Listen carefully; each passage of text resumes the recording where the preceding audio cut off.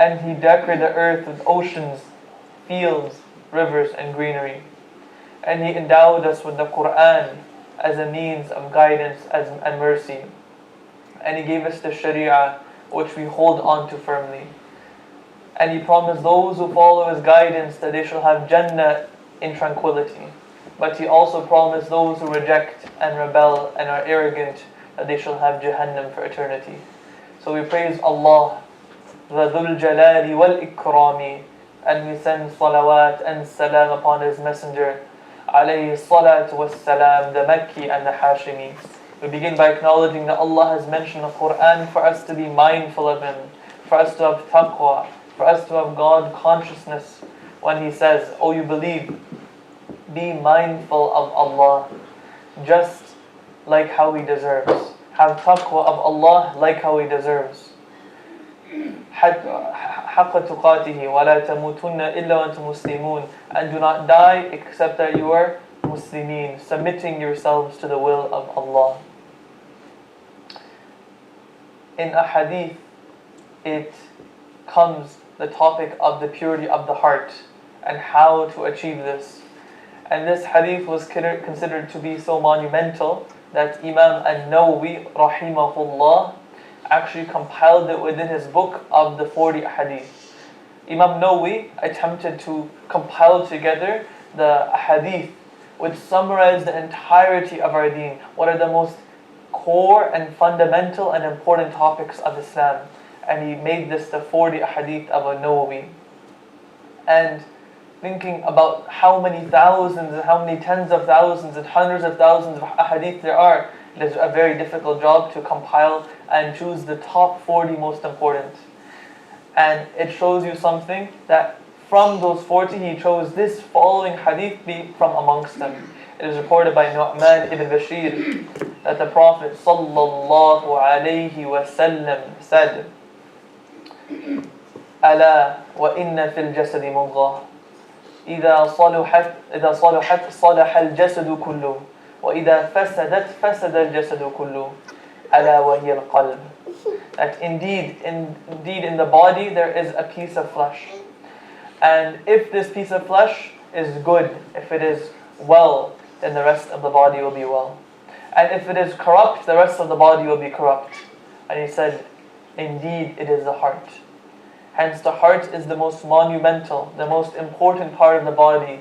Beyond simply our physical health, beyond simply our mental health, it is the spiritual health which is the most important and the crux of who we are. And in another hadith of An-Nawawi, from the 40 hadith, it comes that the Prophet sallallahu alaihi wasallam has said, إِنَّ الْحَلَالَ بَيِّنْ وَإِنَّ الْحَرَامَ بَيِّنْ وَبَيْنَهُمَا أُمُورٌ مُشْتَبِهَاتٌ.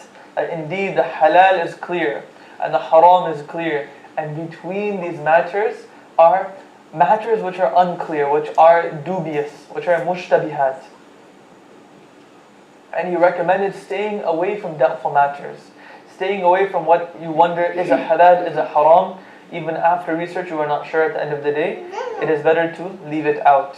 And this is the question we should constantly ask ourselves as we deal with all of the things in life, that oftentimes things fall into a gray area, and we should question ourselves, what is more pure for my heart? What is the best thing which I can do to stay completely in the halal and to be completely away from the haram, and let me stay away from the doubtful matters for my own heart's reasoning, for my own heart, not because of any logical reason. Now, from the Quran we also find how monumental the heart is, as Allah will say in Surah Al-Hajj, أعوذ بالله من الشيطان الرجيم أفلم يسيروا في الأرض فتكون لهم قلوب يعقلون بها أو آذان يسمعون بها فإنها لا تعمى الأبصار ولكن تعمى القلوب التي في الصدور. Allah will say, have they not traveled in the land so that they could have hearts with which they can think with which they can comprehend with, يفقهون بها, so they can have comprehension with it. أو آذان يسمعون بها, or ears by which they can hear with. فإنها لا تعمى الأبصار. It is not the eyes which are blind, but rather it is the hearts which are blind, the hearts which reside within the chests. Hence Allah is saying that why don't they travel in the land? And this is not a recommendation for voyaging and traveling. This is a recommendation for visiting the ruins of the past nations. As Allah will say, وَإِنَّكُمْ لَتَمُرُّونَ عَلَيْهِمْ مُصْبِحِينَ وَبِاللَّيْلِ أَفْلَا تَعْقِلُونَ, that used to pass by, talking to the Quraysh, the ruins of Lut alayhi salam's people. The Qawm Lut, all of the ruins, you pass by them when you travel to Syria and to Yemen. Why don't you think a bit about this? Why don't you think about how monumental their civilization was? And they're completely just destroyed. Likewise, during the seerah of the Prophet ﷺ, in the longest journey which the Prophet ﷺ ever took away from Medina and Mecca was to Tabuk, which is very north of that area. And they passed on that route the Mada'in Salih, or the ruins of Thamud.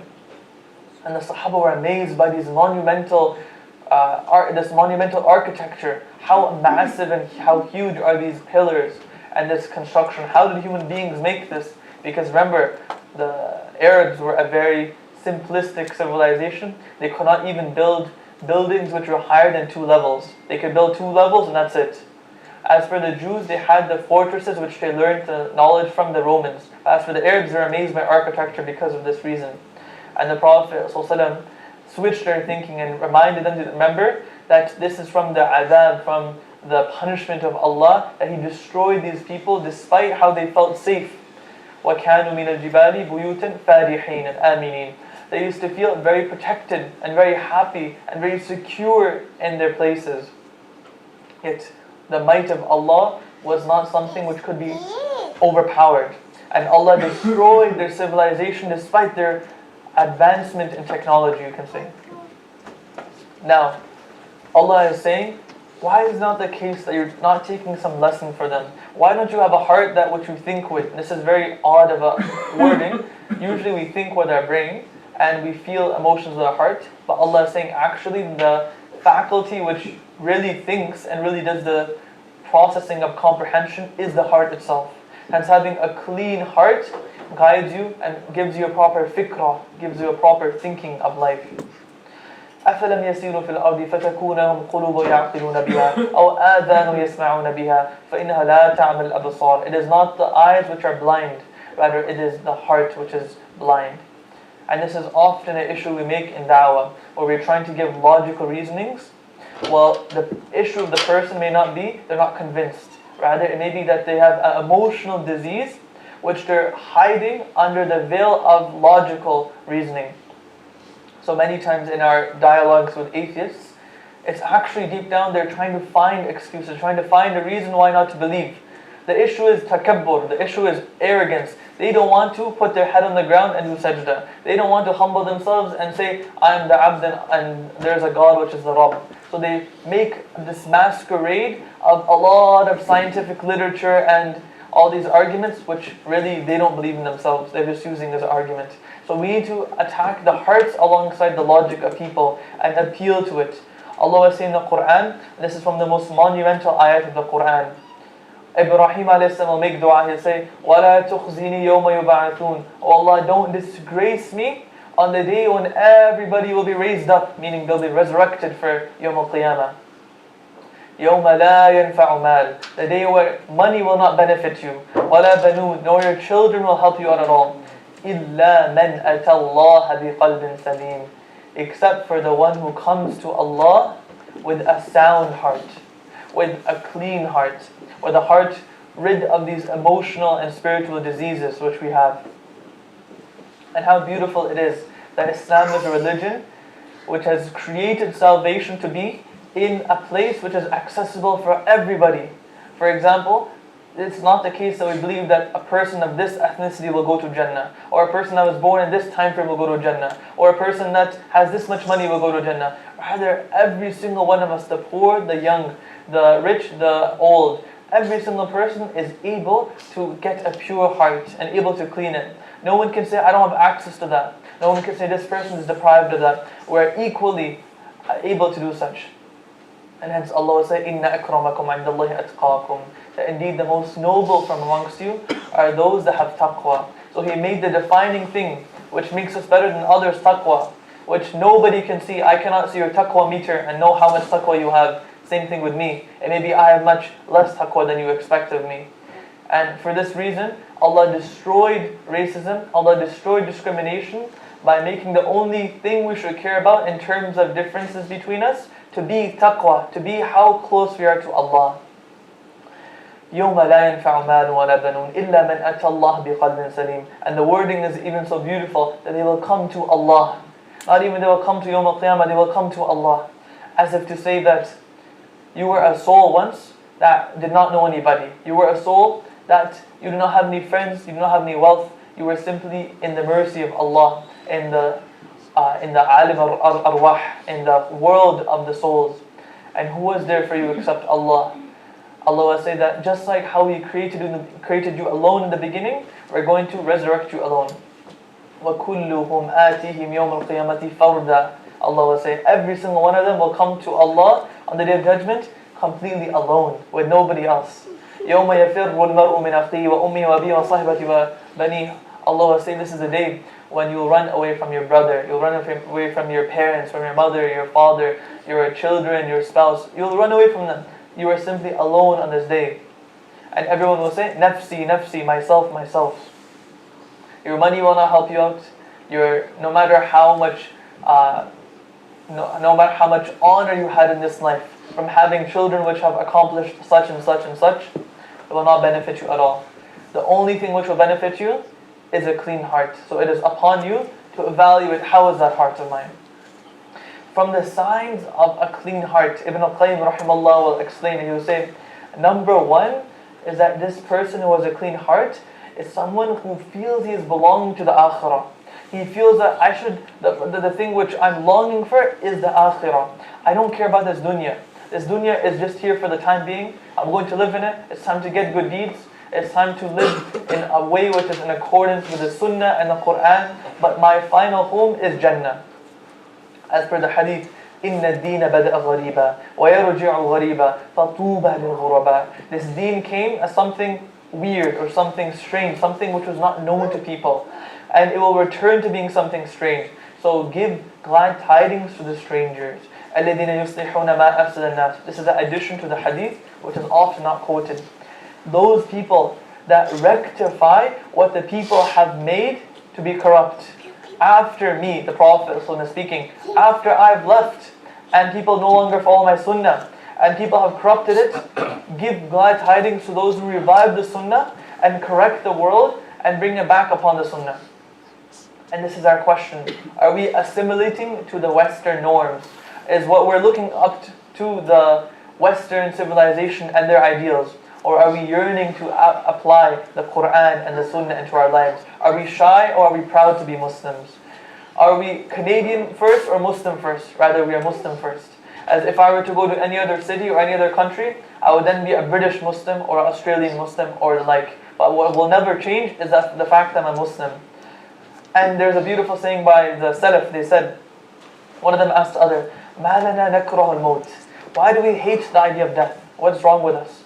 And he said, the Salaf, he said, فَقَالَ عَمَّرْتُمُ الدُّنْيَا وَخَرَّبْتُمُ الْأُخْرَى.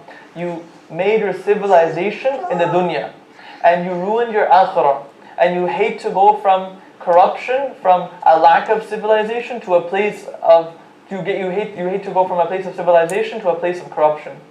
So they're saying, you built everything in this life. You built your houses, you built your residences, you built your life here. And the same way, if I asked any of one of you to go to XYZ city, XYZ country, you'd say, why should I? I don't have a residence there. I don't have any logistics over there. I don't have anybody which I know over there. I don't have any ease or life of comfort. I don't have any reason to go there. I don't have anyone which I love that lives over there.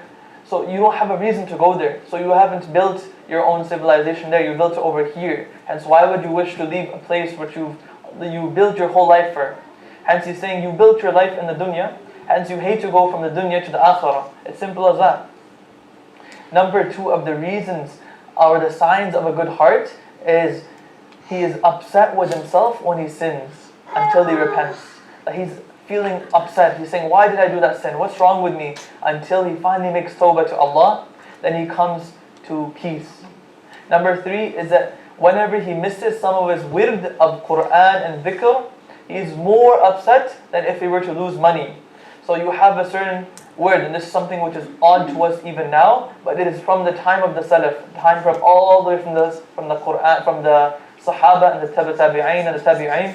They would have certain things which they would do on a daily basis and on a weekly basis. So for example, every single day after Fajr, they would sit and they read Quran, they would do their dhikr, they would pray their duha prayer. They would make sure after Asr to sit and do more dhikr and Quran. They would make sure before they sleep to have certain adhkar which are from the Sunnah. Every single day on Friday, they would sit after Asr all the way to Maghrib and they would not talk to anybody. And they would remain in ibadah. And they would say this is a day of ibadah. Just like this, they would have certain practices, certain norms. And they would hate to lose them. They would hate that they're busy in that time period. And the more of the signs are there, but I will suffice here inshallah and ask Allah to make it easy for us to do such. أقول قولي هذا وأستغفر الله لي ولكم ولسائر المسلمين فاستغفروا إنه هو الغفور الرحيم.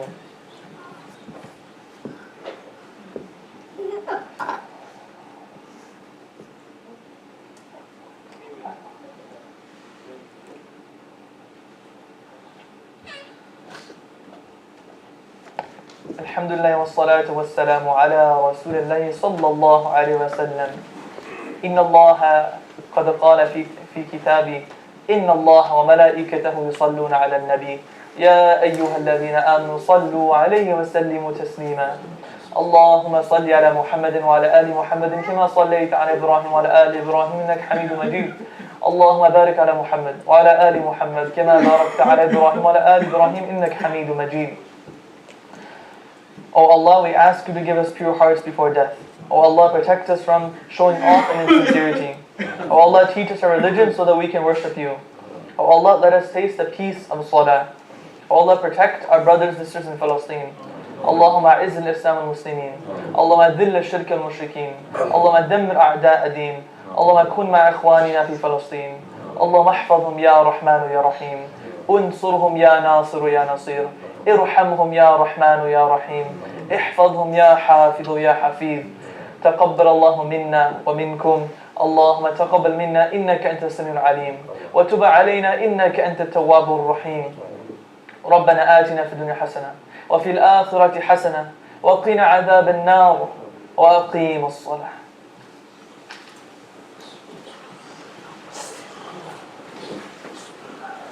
الله أكبر الله أكبر. أشهد أن لا إله إلا الله. أشهد أن محمدا رسول الله.